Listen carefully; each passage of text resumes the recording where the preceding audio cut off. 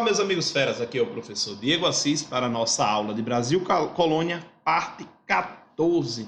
Nós já temos 14 vídeos aí sobre esse extenso período da história do Brasil. Como eu já disse, se faz necessário fragmentar, até tem aula que está gigante, tem aula que está curta. Essa aula mesmo, ela é uma aula curta. Via de regra, crise da lavoura açucareira já foi explicada para vocês. Por quê, Diego? Que a gente cita essa crise acontecendo entre o final da invasão holandesa até a ascensão da produção de ouro e, consequentemente, depois a substituição para o ciclo do café. Então, o Brasil sempre foi de monoculturas ou de produções únicas ou extração única de produtos e insumos. Enfim, o que a gente faz então nessa aula? A gente vai condensar esses eventos porque tem editais que eles são mais específicos.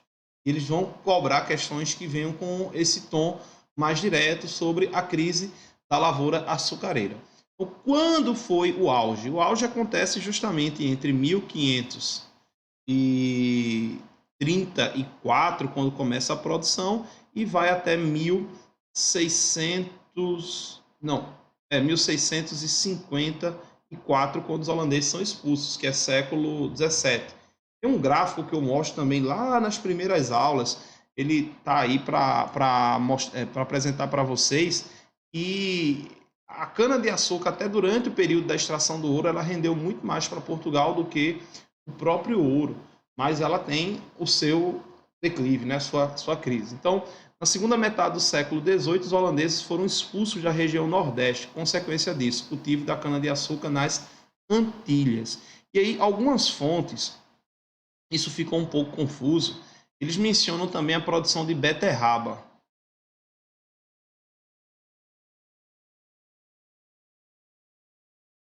Para a extração do açúcar da beterraba. De toda forma, o açúcar antilhano ele era de melhor refino.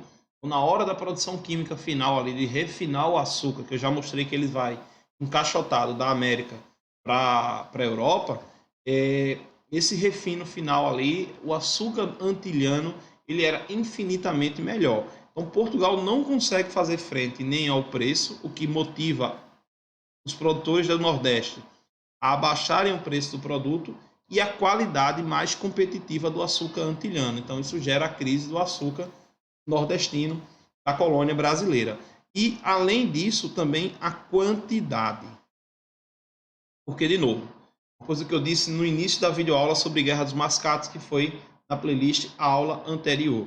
O fato do indivíduo estar plantando açúcar agora, os principais compradores do açúcar brasileiro, que eram os holandeses, eles agora produzem deles próprios. Então, se ele precisa de, 10 toneladas, e eles plantaram 8, eles não vão deixar de comprar as 2 toneladas que faltam. Então, eles vão comprar do Brasil 2 toneladas. Aí eu disse assim, então tá vendendo, tá, mas ao preço mais baixo, e era para ele comprar quantas? Era para ele comprar 10 toneladas.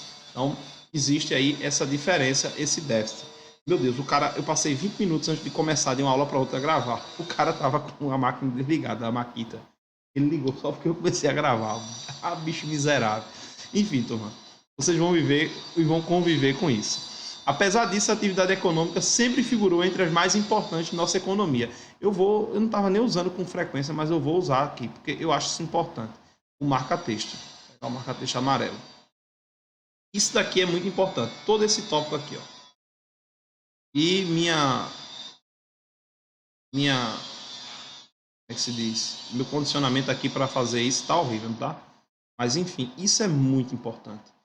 Porque a questão ela vai apelar, dizer assim, por causa da crise do açúcar, o açúcar deixa de ser produzido. Não, eu sou da região Nordeste, eu sou de Pernambuco e eu moro próximo à região da Zona da Mata. E até hoje, quando eu passo, hoje mesmo eu estive no Recife, precisei sair daqui do meu interiorzinho para ir ao Recife, e por onde eu passei tinha canavial. Né? Não é canavial o tempo todo, né? Mas na lateral da pista sempre teve canavial. Sou da região também da faculdade de Nazaré da Mata. Nós temos também, eu ia para a faculdade todo dia e da minha cidade até Nazaré da Mata é canavial para todo lado. Então tem aí essa ideia de que o açúcar ele para de ser produzido. Isso é uma ideia falsa, obviamente. Mas, de novo, apesar disso, da crise, a atividade econômica do açúcar sempre figurou entre as mais importantes da economia colonial. Podemos dizer que ela nunca chegou a entrar numa crise definitiva. O que seria, então, a crise definitiva? Deixar de produzir. E já tem questões que vai apelar para isso. Parou de produzir, não está vendendo mais nada. Então, o negócio nunca foi encerrado. A União Ibérica, que acontece entre 1580 a 1640, estabeleceu o domínio espanhol sobre Portugal e as colônias. Este fato fez com que os espanhóis tivessem ou tirassem os holandeses da lucrativa atividade açucareira brasileira. Eu especifiquei isso para vocês também na aula, que eu menciono no iniciozinho da aula do período holandês, eu faço um triângulozinho e explico tudo bem direitinho, da invasão holandesa, tá bom? Após esse fato da expulsão dos holandeses do Nordeste brasileiro, os holandeses passaram então a produzir açúcar nas suas Antilhas. Então esse é o desfecho aqui para a gente encerrar essa parte. Como eu disse, o vídeo ele é bem rapidozinho, quase um comentário de uma questão. Passei mais tempo reclamando dos caras ali. Os holandeses conheciam o processo de fabricação do açúcar. Isso aqui é informação importante para a UPE. Eles conheciam o processo. Eles, inclusive, vinham aos engenhos ajeitar as moendas quando elas quebravam. E tinham controle sobre a distribuição, distribuição e comercialização do produto. Logo, conseguiram conquistar os grandes mercados consumidores, isso na Europa, rapidamente. Esses grandes mercados consumidores, ele se refere ao açúcar na Europa.